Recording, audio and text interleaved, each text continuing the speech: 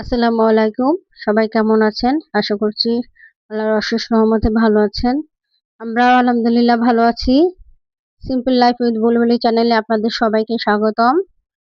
আমার ব্লগটি সকাল থেকে শুরু করলাম। তো আমি কিছুদিন ধরে একটু অসুস্থ। খাবারে একদমই রুচি নেই, তাই হালকা পাতলা আমি একটু খাবো। খেতে ইচ্ছা করে না। তো আমি আমার সকালের নাস্তা তৈরি করলাম। আর একটুখানি চা বানাইছি, যেহেতু দুধ চা শরীরের জন্য ভালো না, তারপরও মাঝে সাঝে একটু খাই। তো এটাও বাদ দিয়ে দেবো ইনশাল্লাহ। আস্তে আস্তে করে, আসলে সবকিছু তো আর তাড়াহুড়ো করে হয় না, আস্তে আস্তে করে বাদ দিয়ে দেব। তো বাইরে এসে দেখলাম আমার বারান্দায় প্রচুর রোদ। রোদ এবং গরমে আমার গাছগুলো কেমন যেন হয়ে গেছে। তো আমি অসুস্থতার কারণে ওদের যত্ন নেওয়া হচ্ছে না। ইনশাল্লাহ সুস্থ হলে গাছগুলোকে আমি যত্ন নিব। তো ওখান থেকে আবার আমার মেয়ে ঘুম থেকে উঠে গেছে, বাচ্চারা তো, ছেলেরা তো স্কুলে চলে গেছে, ওদের স্কুল খুলে গেছে। কিন্তু আমার মেয়েটার স্কুল আপাতত বন্ধ, ওদের পরীক্ষা শেষ, 1 মাস বন্ধ দিছে। ঘুম থেকে উঠে গেছে, ও হচ্ছে এখন নাস্তা করবে, তাই ওর জন্য আমি ওর নাস্তা তৈরি করতেছি।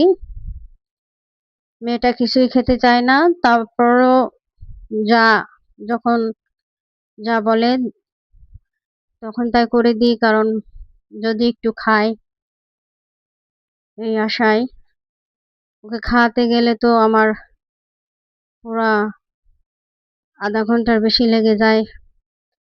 সব খাবে না, তারপরও যা খায় এতটুকুই আলহামদুলিল্লাহ।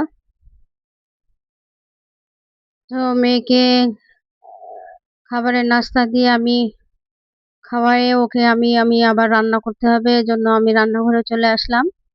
রান্নাঘরে এসে আমি আগে আমার চুলাটা মুছে নিচ্ছি, কারণ কয়েকদিন ধরে দেখতেছি পোকামাকড় রাত্রে ঘোরে। তো আমার খুবই খারাপ লাগে এগুলো দেখলে। আর আর যেহেতু আমাদের রান্নাঘর থেকেই আমাদের পরিবারের স্বাস্থ্য বিবেচনা করা হয়, কারণ খাবারের মাধ্যমে জীবাণু ছড়ায়। তো সেজন্য আমাদের রান্নাঘরটা আসলে সবসময় পরিষ্কার রাখা দরকার। আমি ভালো করে পরিষ্কার করে নিচ্ছি, এবং আমি একটু সাবলনও দেব।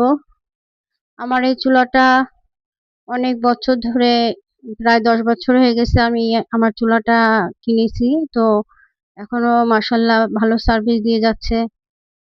চুলাটা কিছু কিছু জায়গায় পুড়ে গেছে, যেহেতু উপরের ইয়েটা কাচের, তো ভিতর থেকে পুড়ে গেছে, কিন্তু সার্ভিস এখনো ভালো দিচ্ছে। তা আমি এটাকে চেঞ্জ করতেছি না, কারণ পুরানো জিনিস যতই খারাপ হোক মায়া লাগে ফেলতে। এজন্য আর কি রেখে দিচ্ছি আমি, যাতে যতদিন চলে আর কি। তো দুপুরে রান্না বসায় দিব। দুপুরে রান্নার পর আমি আবার একটু ঘরের কাজকর্ম করব। রান্না বসিয়ে আমি একটু হালকা পাতলা ঘরের কাজ করব, কারণ অসুস্থ, বেশি কাজ করতে পারতেছি না। তো দুপুরে রান্না করা অলমোস্ট ডান, কারণ বেশি কিছু করব না এই গরমে। আসলে হালকা পাতলা করব।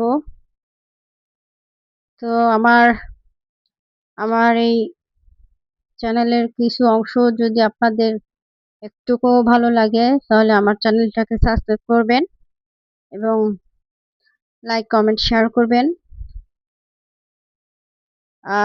আমার কথা আসলে একটু হয়ে যাচ্ছে, কারণ আমি একটু অসুস্থ।